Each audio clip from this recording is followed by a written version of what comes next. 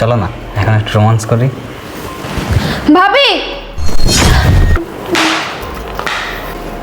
তোর তো আজকে হচ্ছে। জান, ওকে ধরো তো। আজকে বালির চাওয়াতে চেষ্টা করবো। ধরো। ভাবি, আমি তাহলে গেলাম। আচ্ছা ঠিক আছে, সাবধানে যেও। আচ্ছা ঠিক আছে।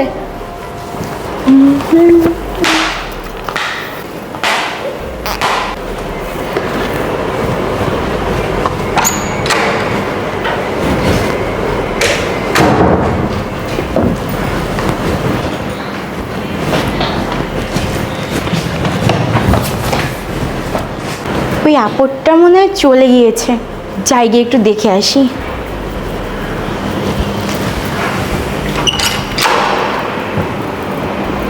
আরে হ্যাঁ, আপদটা তো চলে গেছে। এবার আমার জানকে একটা কল দিই। কতদিন হলো জানের সাথে একটু পার্সোনাল সময় কাটাতে পারি না। হ্যালো জান।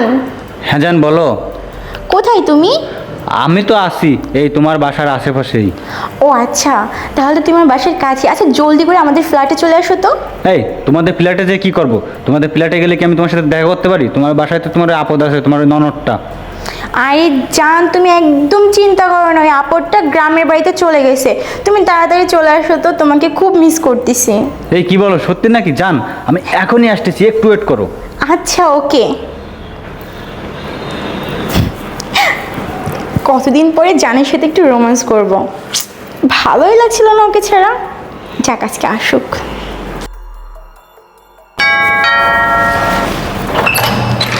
আরে জান, তুমি চলে আসছো? হ্যাঁ জান আমি চলে আসছি। তুমি ফোন করছো আর আমি না এসে কি থাকতে পারি? আরে 2টা মাস আমার যে কেমন কাটছে তুমি বুঝবে না।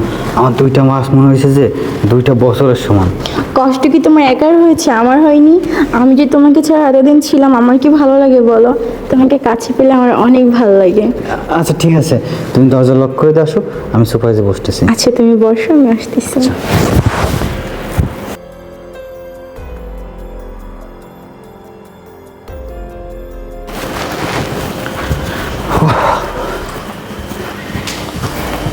জান তুমি তো দেখতেছি আগের থেকে আরো অনেক সুন্দর হয়ে গেছে, 2 মাসে পুরোই চেঞ্জ, তাই নাকি? তুমিও কিন্তু কম সুন্দর হওনি।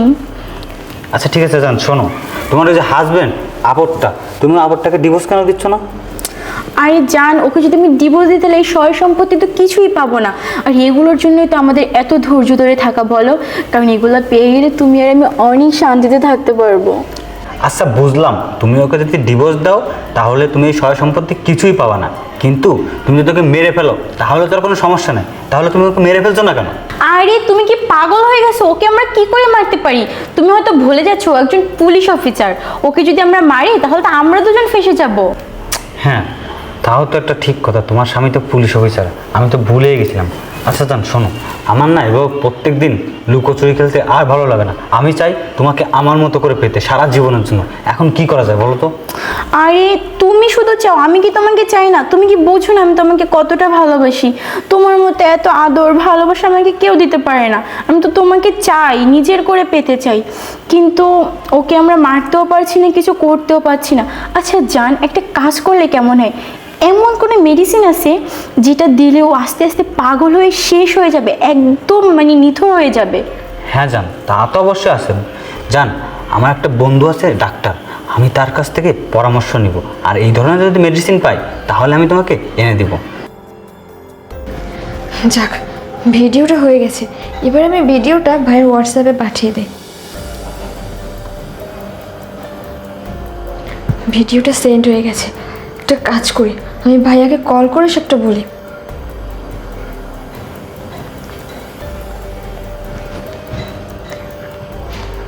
হ্যালো ভাইয়া, আচ্ছা শোনো না, তোমার হোয়াটসঅ্যাপে আমি একটা ভিডিও পাঠিয়েছি।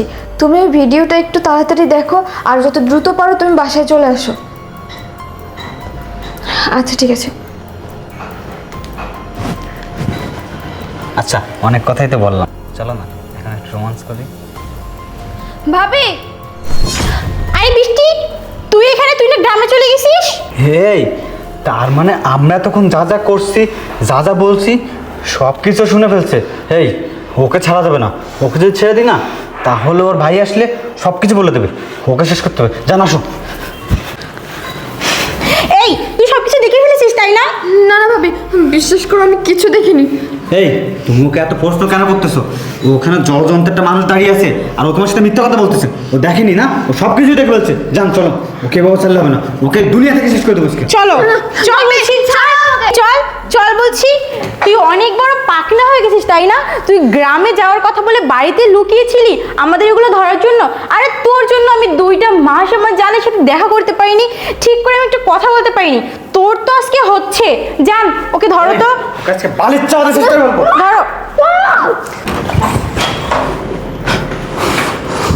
জান্নাত, আরে আশরাফ, তুমি এখানে? তুমি না এই টিমে অফিসে থাকার কথা? আমার কথা বাদ দাও, এটা আমার বাসা।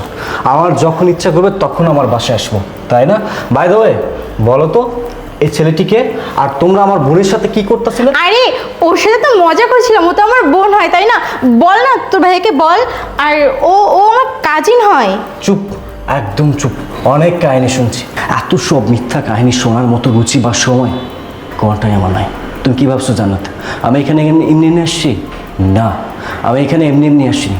আমি খুব ভালো করেই জানি এটা তোমার বয়ফ্রেন্ড। তুমি আর তোমার বয়ফ্রেন্ড মিলে এখানে যা যা করেছো, যা যা বলেছো, সব কিছু আমার ছোটো বোন আমাকে ভিডিও করে পাঠাইছে। অ্যাকচুয়ালি হয়েছে কি জানো, বেশ কিছুদিন যাবৎ তোমার বিহেভিয়ারে আমি অনেক সেন্স দেখতে পাচ্ছিলাম। আমার প্রতি তোমার কোনো কেয়ারই নাই।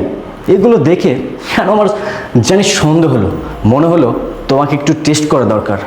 তাই আমি প্ল্যান করে আমার বোনকে গ্রামের থেকে আমার এই বাসায় নিয়ে আসছি, জানো তুমি কোথায় কি করো, কার সাথে মিশো, আমি সব কিছু জানতে পারি, সব কিছু ধরতে পারি। বাট তুমি এতটাই চালাক যে আমার বোন থাকাকালীন সময় এই 2টা মাসে তুমি তোমার এই নাগরের সাথে দেখা পর্যন্ত করনি, কথা পর্যন্ত বলনি। আমি তোমার আসল রূপটা ধরতে পারতেছিলাম না, জানতে পারতেছিলাম না। তাই আমি কালকে রাতে আমি আমার বোনকে বলি যে শোন, তোর ভাবির আসল রূপ তো আমি জানতে পারতেছি না, তুই এক কাজ করবি, তুই সকালবেলা উঠে গ্রামে যাওয়ার নাটক করবি। বাস সেই কথা সেই কাজ, আমার বোন গ্রামে যাওয়ার নাটক শুরু করে। আর তুমি ভাবছো আমার বোন গ্রামে চলে গেছে, এটা ভেবে তুমি কি করলা, তোমার বয়ফ্রেন্ডকে আমারই বাসায় ডেকে নিয়ে আসলা। আর এখন তো পুরো সত্যটা আমার সামনে চলে আসছে। এর মানে আশরাফ, তুমি সব কিছু জেনে গেছো? দেখো, আমাকে শেষবারের মতো ক্ষমা করে দাও, আমি এই ভুল আর কখনো করবো না। থামো, কি বললা? তুমি ভুল করছো?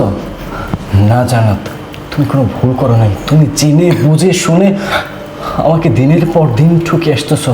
শুধু তাই না, এই লোকটার জন্য তুমি আমাকে পাগল বানাতে চাচ্ছ পর্যন্ত। তুমি কি ভাবছো এত কিছু নিজের চোখের সামনে দেখার পরও তোমার মতো মেয়ের সাথে আমি সংসার কন্টিনিউ করব? না, তুমি কতটা জঘন্য, কতটা নির্লজ্জ একজন নারী যে তোমার ননদ তোমার নোংরামো দেখেছে বলে তুমি তাকে পর্যন্ত মেরে ফেলতে চাচ্ছ। অনেক হয়েছে, অনেক হয়েছে, অনেক টকাইছো, কিন্তু আর না। ওই যে কথায় নাই, চোরের 10 দিন গৃহস্থের 1 দিন। আজকে সব সত্য আমার সামনে চলে আসছে, সব কিছু পানির মতো পরিষ্কার হয়ে গেছে।